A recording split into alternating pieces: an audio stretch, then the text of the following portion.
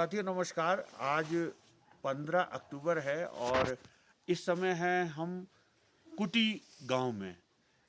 इस गांव का जो इतिहास है साथियों वो ये है कि अज्ञातवास के दौरान माता कुंती ने पांचों पांडवों सहित यहाँ पर विश्राम किया था, रुकी थी और कुछ दिन यहाँ रहने के बाद फिर आगे गई थी।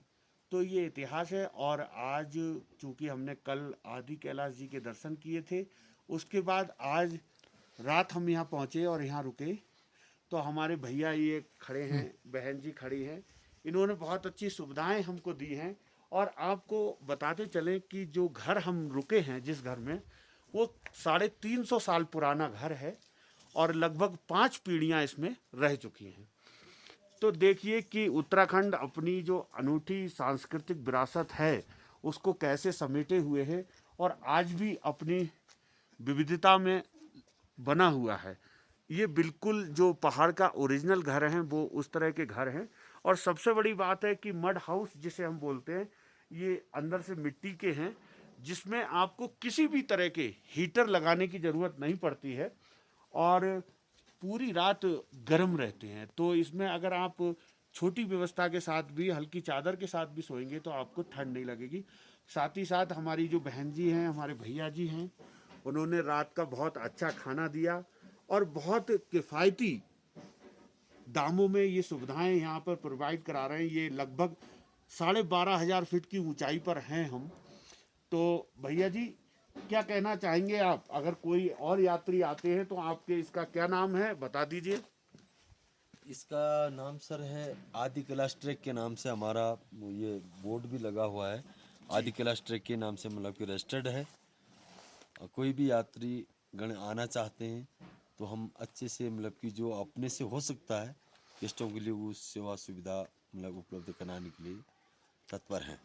साथ ही साथ आपका धारचूला में भी एक रेस्टोरेंट है, उसका नाम भी बता होटल दीजिए। मोक्ष है जो खड़ी गली में है, होटल मोक्ष के नाम से है। जी। वहाँ काफ़ी सारे ग्रुप्स आते हैं, हमारे यहाँ भी ग्रुप आते हैं गुजरात से और साउथ इंडिया से, दिल्ली से, काफ़ी सारी जगह से आते हैं, लखनऊ। ये तो स्टिल भी यहाँ से जुड़ा हुआ है, जो ट्रेवल्स कंपनी में सबसे अच्छा वो है, नाम आपने है। आपने रात बताया था कि अगर बड़े ग्रुप्स हमारे साथ यात्रा करते हैं तो हम उनको पंतनगर से रिसीव कर लेते हैं पंतनगर से रिसीव करते हैं, और पंतनगर ही वापस छोड़ देते छोड़ हैं। देते हैं। कहाँ कहाँ की यात्राएं कराते हैं आप? वहाँ से सर सारे ये आपका कैची धाम हुआ, बागेश्वर बागनाथ होता है, उसके बाद नारायण आश्रम होते हुए 12 दिन का टूर होता है। जी। उसके बाद उसको पंतनगरी छोड़ते हैं।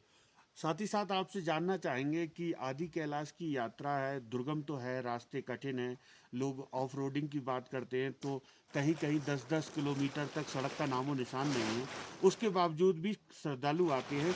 तो कौन कौन से महीने में ये यात्रा अच्छी रहती है? सबसे बढ़िया यात्रा सर मई और जून में, उसके बाद सितंबर 15 से लेके अक्टूबर नवंबर फर्स्ट वीक तक। अच्छा अच्छा। उसके बाद ही सारा पास बंद हो जाते हैं, बिल्कुल। इनर लाइन परमिट बनना बंद हो जाते बंद हैं। हो जाता है। और अब जो मौसम है वो ऐसा प्रतीत होता है कि कभी भी बर्फबारी हो हो सकती है। सकती है। और सबसे उत्तम यात्रा के लिए मई और जून मई और जून है। तो यहाँ का। साथियों देखिए, हमारे ये भाई हैं, भाई अपना नाम भी बता मेरा दीजिए। नाम मिस्टर धर्मानंद भट्ट है। जी। धर्मानंद भट्ट जी हैं और बड़ी सेवा भाव से सुबह इलायची और अदरक की चाय पिलाई, रात को सिवई भी खिलाई। आप देखिए कि दुर्गम स्थानों पे किस तरह से भोजन के बाद मिष्ठान की जो परंपरा है वो अनूठी परंपरा को भी बनाए रखा। और बहुत अच्छा भोजन, गरम गरम भोजन।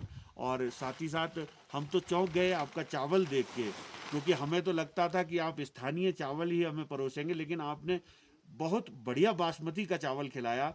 तो ये सब सुविधाएं हैं। मैंने ये जाना कि आपके यहाँ रुककर मेरा जो अनुभव है कि आपने क्वालिटी से कोई समझौता नहीं किया। बार्गेनिंग आप रुकने रुकाने के रेट में कर सकते हैं, लेकिन खाने में कोई समझौता कोई नहीं। समझौता नहीं करते सर। तो भट्ट जी आपका बहुत बहुत धन्यवाद, आपने थैंक यू सर। सेवा सत्कार किया। और अब हम निकलते हैं श्री ओम पर्वत जी की यात्रा के लिए। हाँ जी।